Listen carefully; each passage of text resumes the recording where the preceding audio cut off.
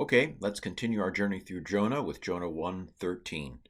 I've decided to divide Jonah 1:13 into two videos just to keep it in small bites.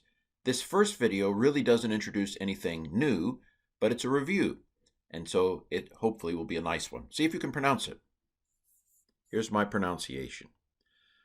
Vayak teru ha-anashim laha-shiv El Hayabasha. El Hayabasha. Okay?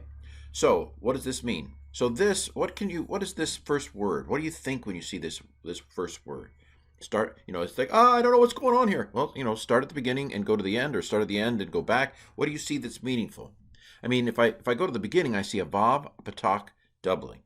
Well, that has me thinking converted imperfect, especially since it's a yod there, and that's the one converted imperfect I've learned, the one with a yod, and so the vav patak doubling is converted, and then the yod tells me it's imperfect, and the yod also tells me that it's third masculine something, either singular or plural.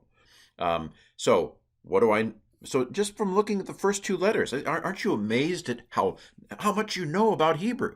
That just by looking at these first two letters, vav patak doubling, it's converted, and yod, it's a converted imperfect. Now, there are words that actually begin with a yod, but when you see vav patak doubling, and then the doubling is on a yod, you're probably looking at a converted imperfect.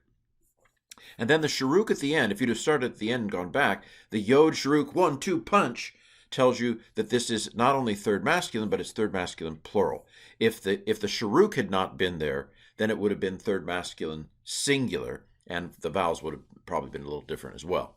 By the way, when you have two shavas next to each other, the first one is silent, ending a syllable, see, short vowel, and the second one is vocal, beginning a new syllable. So the vav patak doubling tells me it's converted imperfect. The yod tells me it's imperfect, and that it's third masculine something, and then the yod shuruk tells me it's third masculine plural. And the word is katar, which means to row your boat not so gently on the sea. Anyway, so and they rowed. The and comes from the vav, they comes from the yod shuruk 1-2 punch, and then rowed comes from katar.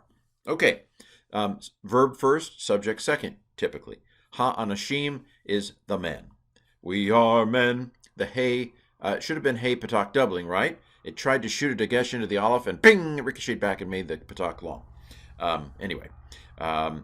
This is compensatory lengthening because the aleph said, it's not in my contract, I don't do doubling. And then, so anashim. So the men rowed, lahashiv, to try to cause to turn. You know the lamed, right? It means to. This is an infinitive here. Hashiv, it's an infinitive. Okay? And then el hayabasha is, el is the preposition to, hey patak doubling is the, and yabasha is the word for dry ground. In Genesis 1, where God creates hayabasha, he separates the waters, and the yabasha appears. So that's the dry land. All right, so how's that for our first part of Jonah 1:13? Just a short little video, pretty much reviewing stuff you already know. More to come.